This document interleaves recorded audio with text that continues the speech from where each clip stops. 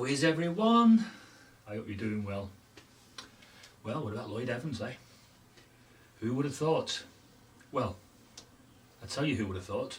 Those that had insight, those that didn't pay money, those that weren't part of his backslapping fraternity and brigade. They're the ones that knew. The clues were there, people.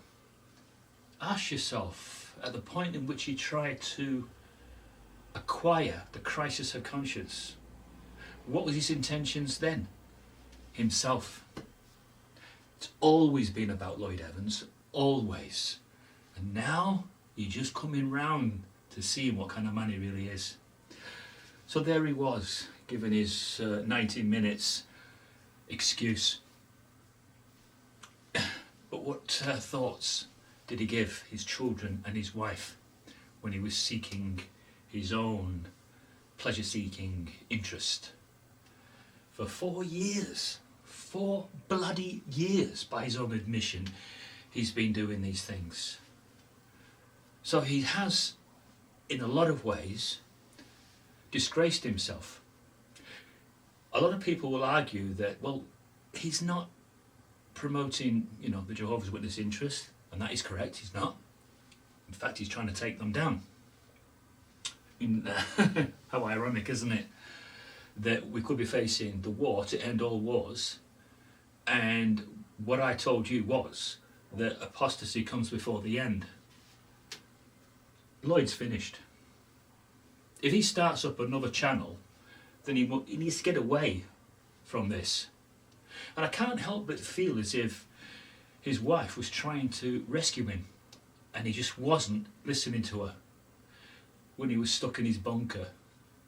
I'm sure she used to come in there and encourage him to get away from his bunker existence and his postings to the Patreon system and his subscribers. But he didn't listen, did he? He didn't listen to her. But his petty excuses for blaming Kim. Now, I thought that Kim hasn't done anything wrong. Yeah, destroying someone's family wasn't Kim's doing.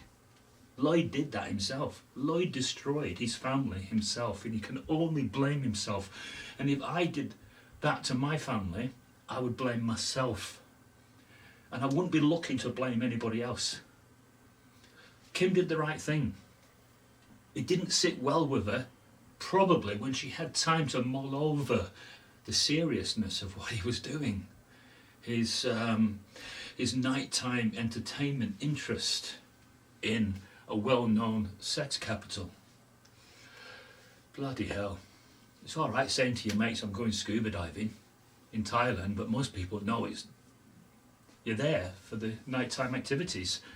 I've never been to Thailand, and I never will go there, because it's a huge den of iniquity, isn't it? Just about everywhere amongst the beauty, because there are beautiful places there.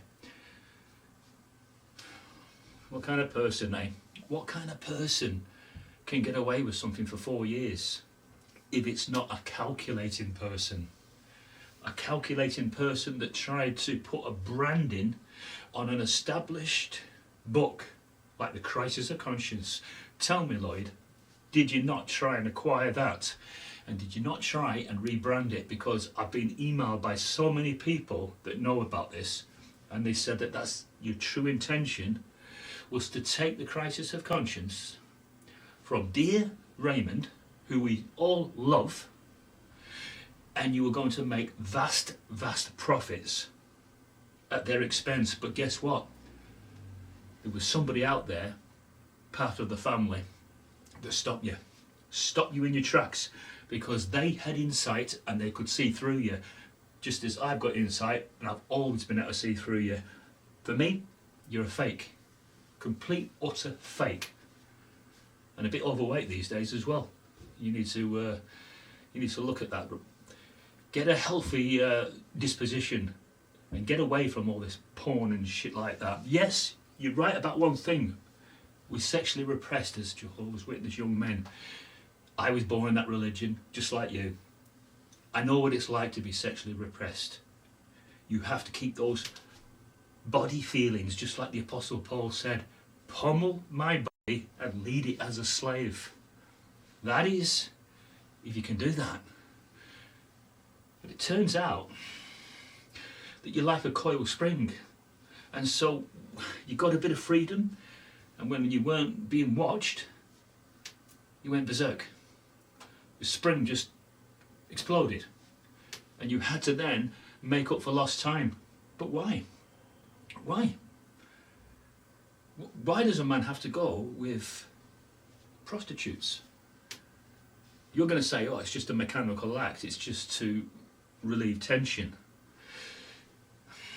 None of it leaves you with a conscience. It's much more significantly damaging than that. If it leaves you with a conscience and you have to skirt and you have to be cloak and dagger and you have to lie and cheat for 4 years,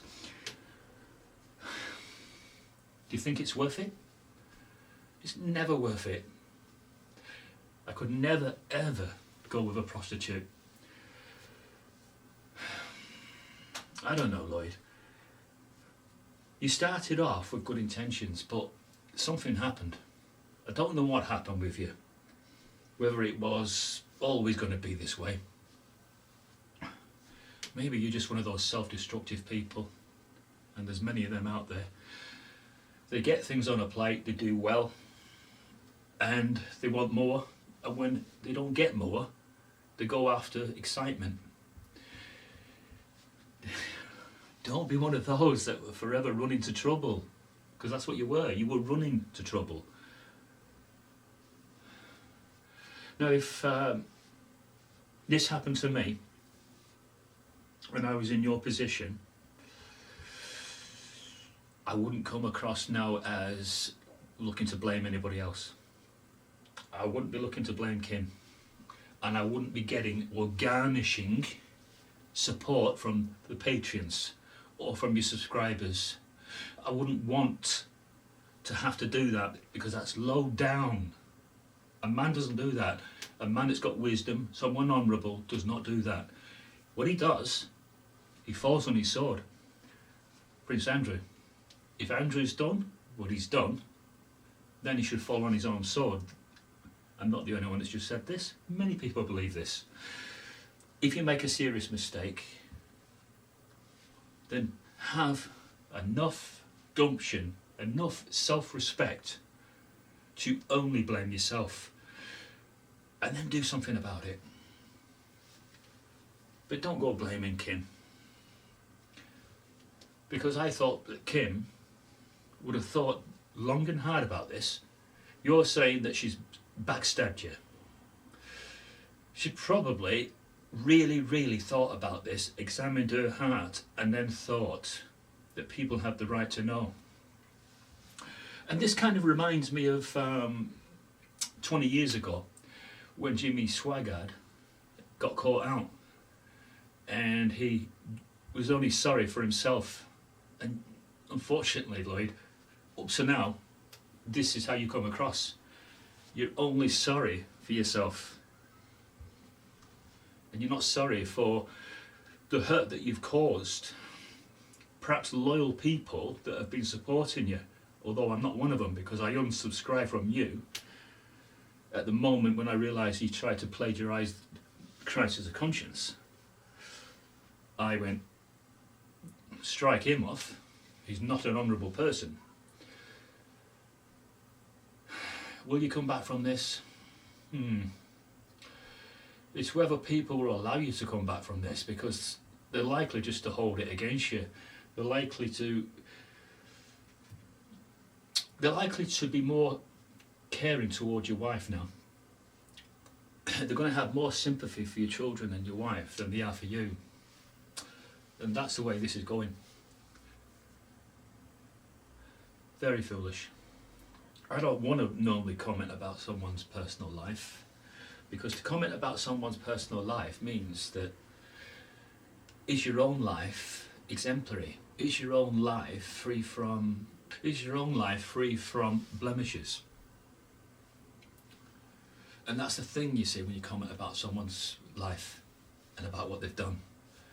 You've got to be absolutely perfect in your own. disposition and your own lifestyle. And very few of us are. Well, take it easy, everybody. Yeah, very, very sad situation, isn't it? That we're almost there, aren't we, at the point of war?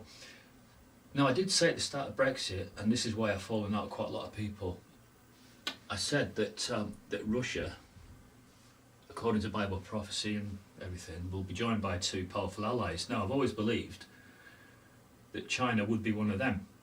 And today, it's quite clearly obvious that they will combine forces against NATO.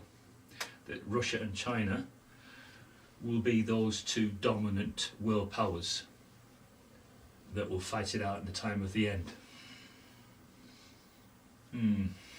So, we've had the apostasy.